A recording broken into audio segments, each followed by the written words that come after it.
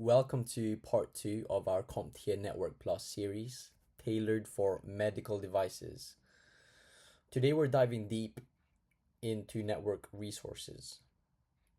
What network resources are we referring to? The peer-to-peer model and the client-server model. Now, these may sound like abstract IT terms, but they have very real implications in hospitals and for field service engineers. As you'll see, the way devices communicate and share data, they can affect patient safety, system uptime, and even your day-to-day workflow as an engineer. And over the next few slides, we'll explore the strengths and limitations of these models and how they shape the networks that underpin modern healthcare environments. Imagine you're in a hospital and the imaging system goes down because the network is poorly structured. That downtime that takes to fix that isn't just inconvenient. You're working in a hospital, it directly impacts patient diagnosis and treatment. So in healthcare, the way we set up networks isn't just about efficiency, it's about reliability and safety. For a field service engineer, understanding how devices connect helps predict failures, it can help troubleshoot faster, and ensure clinicians trust the equipment.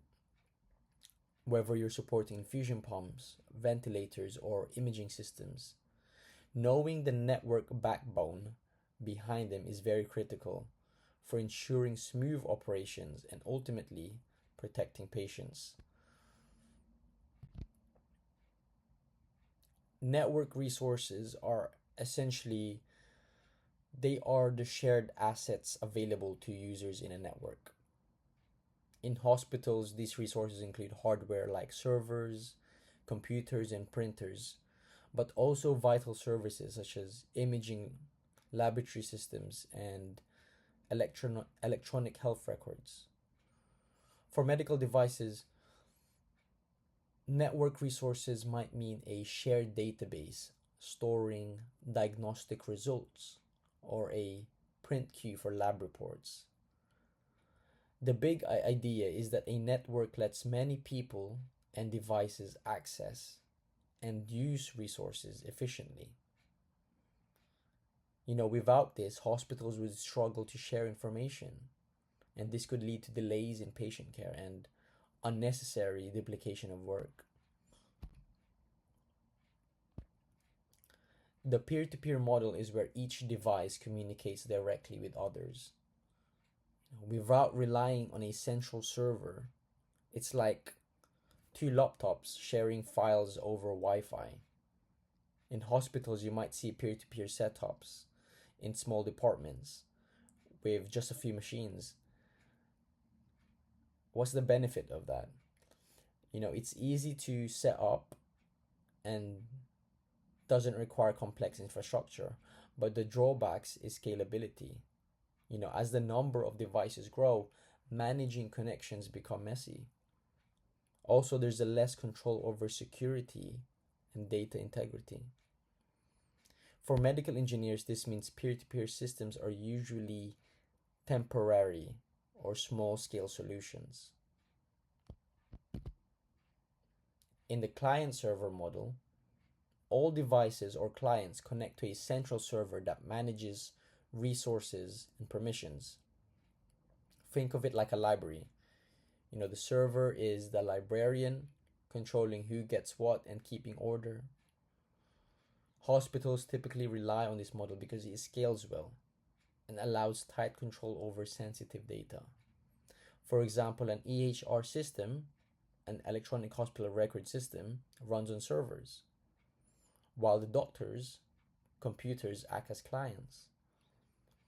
The benefits are centralized management, stronger security, and consistency across devices. For understanding the structure, for engineers, when they understand the structure, it helps when troubleshooting or expanding hospital network, which is very beneficial. When we compare the two models, peer-to-peer networks, which are best in small, contained environments with limited devices, it's simple, but it doesn't scale well. But on the other hand, the client-server model is built for growth.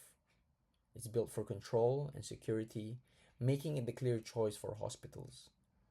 However, it requires more resources to set up and maintain. And for field engineers, the takeaway is knowing what you're dealing with. If you walk into a hospital department running peer-to-peer connections, you'll expect different challenges compared to a client-server environment.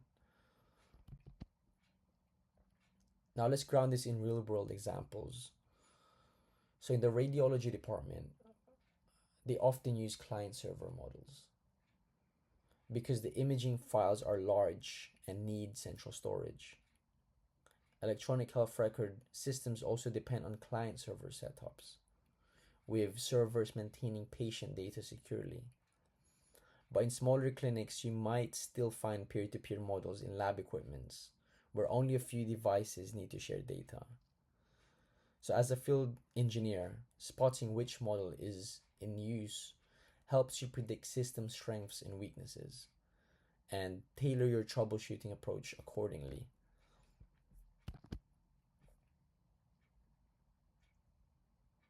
Let's talk about benefits and drawbacks. Both models have their place, and each comes with trade-offs. Peer-to-peer is low cost and simple, but lacks control and security. Client-server is powerful and secure, but needs investment and infrastructure.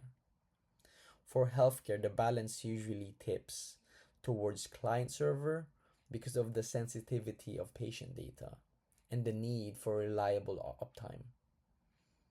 Still, peer-to-peer can be practical in niche cases.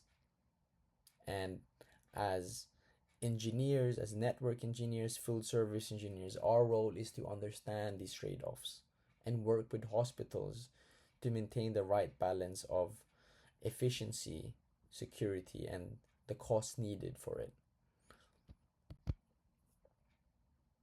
Looking forward, networks in healthcare are evolving toward hybrid and cloud-based models.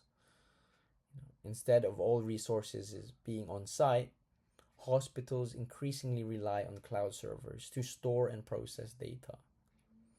This shift offers scalability and remote accessibility, but introduces new challenges in cybersecurity and compliance.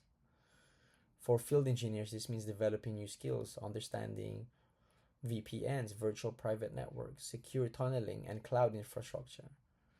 And the future will blend client-server principles with distributed, cloud-based solutions that redefine how healthcare IT and devices integrate. To wrap up part 2 of our Network Plus series for medical devices, we've explored how resources and models play out in healthcare environments. We've seen that while peer-to-peer has limited use, client-server dominates in hospitals due to its security and scalability.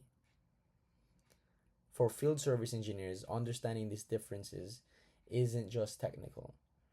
It's essential for supporting safe, reliable patient care. In the next part, we'll start looking at how to troubleshoot these networks when things go wrong. Thanks for sticking with me, and I'll see you in part 3 of our CompTIA Network Plus series for medical devices.